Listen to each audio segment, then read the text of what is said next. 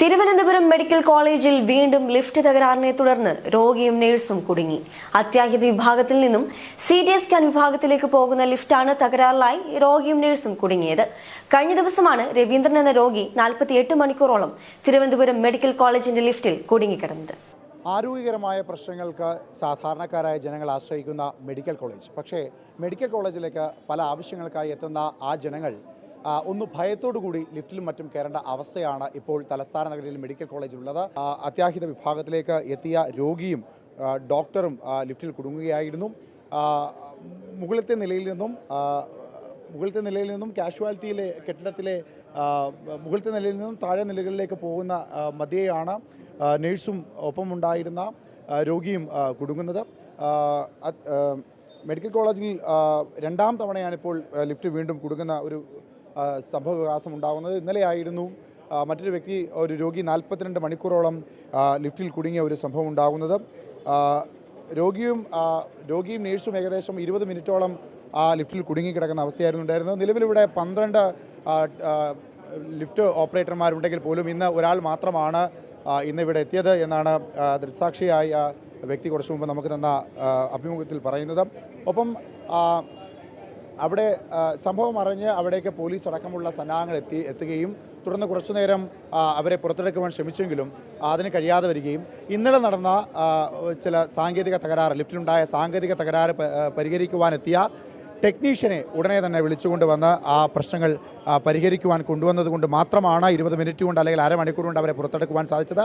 ഇല്ലെങ്കിൽ കഴിഞ്ഞ ദിവസം നടന്നതുപോലെ തന്നെ 48-50 മണിക്കൂറൊക്കെ ആരും അറിയാത്ത ഒരു സ്ഥിതിവിശേഷത്തിൽ ഈ നഴ്സും രോഗിയും ഒക്കെ ഈ ലിഫ്റ്റിൽ കുടുങ്ങേണ്ടതായിരുന്നു. ഇത് ആദ്യമായൊന്നുമല്ല തലസ്ഥാന നഗരിയിലെ മെഡിക്കൽ കോളേജിൽ ഇത്തരത്തിലുള്ള അനാസ്ഥകൾ ഉണ്ടാകുന്നത്. നിരന്തരമായി ഇത്തരത്തിൽ പല പ്രശ്നങ്ങളും ഇവിടെ ഉണ്ടാകുന്നുണ്ട് എന്നാണ് ഇവിടെ വരുന്ന പല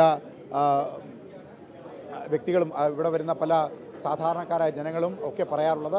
ഇന്ന് ഇത്തരത്തിൽ കഴിഞ്ഞ ദിവസം നടന്ന ഈ അനാസ്ഥയെ തുടർന്ന് ടെക്നീഷ്യൻ ഇവിടെ അത് പരിശോധിക്കുവാൻ എത്തിയത് കൊണ്ട് മാത്രമാണ് ഇന്നിവരെ ഇത്രയും വേഗം രക്ഷിക്കുവാൻ സാധിച്ചത്.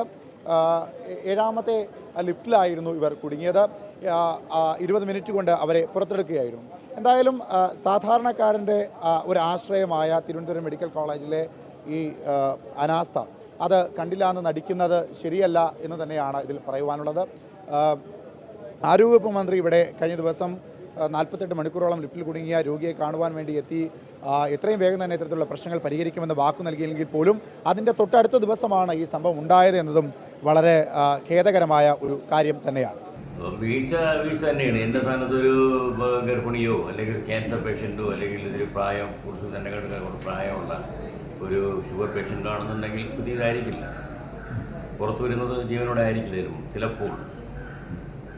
അപ്പോൾ അത് സംഭവിക്കും. അല്ലെങ്കിൽ എന്തെങ്കിലും കിട്ടിയ അനുഭവം മറ്റൊരാൾ ഉണ്ടാവാതിരിക്കണമെന്നുണ്ടെങ്കിൽ ഇവിടെ അതിനുള്ള സംവിധാനം ഉണ്ടാകും. ലിഫ്റ്റുകളിൽ ഇനി ആവർത്തിക്കാതിരിക്കാൻ ഇതിൻ്റെ ഒരു കൺട്രോൾ റൂമുണ്ട്. ലിഫ്റ്റുകളെ തമ്മിൽ യോജിപ്പിക്കുന്ന ഒരു കോർഡിനേഷൻ, ലിഫ്റ്റുകളുടെ ഒരു നമ്മുടെ ഈ വാക്കി ടോക്കിയിലെ പോലീസ് ഉപയോഗിക്കും പോലെ ഈ ലിഫ്റ്റിലുള്ളവർക്ക് അതിൻ്റേതായ സംവിധാനങ്ങൾ, ഇല്ലെങ്കിൽ ലിഫ്റ്റ് കംപ്ലൈൻ്റ് ആയതുകൊണ്ട് തന്നെ ബോർഡ് വയ്ക്കാനുള്ള സംവിധാനം. കുറേ ഒരു വെള്ള പേപ്പറിൽ നമ്മളെന്തായാലും കേരളീയരാണ്, നല്ല വിദ്യാസമ്പന്നരായ ആൾക്കാരാണ്, എന്തായാലും എഴുത്തുമാരെ അറിയുന്നവരാണ്. ഒരു വെള്ള പേപ്പറിൽ അതിൽ കരിക്കട്ട ഉണ്ടെങ്കിൽ അല്ലെങ്കിൽ ഒരു മഷുകൊണ്ടെങ്കിൽ പേനയുള്ള മഷുകൊണ്ടെങ്കിൽ എഴുതി ഇതിന് പ്രവർത്തിക്കില്ല എന്ന് എഴുതി വെക്കണം. 42 മണിക്കൂർ കഴിഞ്ഞ് ഞാൻ സൈന്യം സംഭവിച്ചതെങ്കിൽ എൻ്റെ ഭാര്യയും മക്കളും അനാഥരാണ്. എൻ്റെ മക്കൾ 2 വിദ്യാർത്ഥികളാണ്. താൽക്കാലിക ബേസിൽ കരാറിച്ച് ജോലി ചെയ്ത് കിട്ടുന്ന വരുമാനമാണ് എൻ്റെ ഭാര്യയുടെയും എൻ്റെയും വരുമാനം. സ്വന്തമായ വീടില്ല, വാടക വീടാണ്.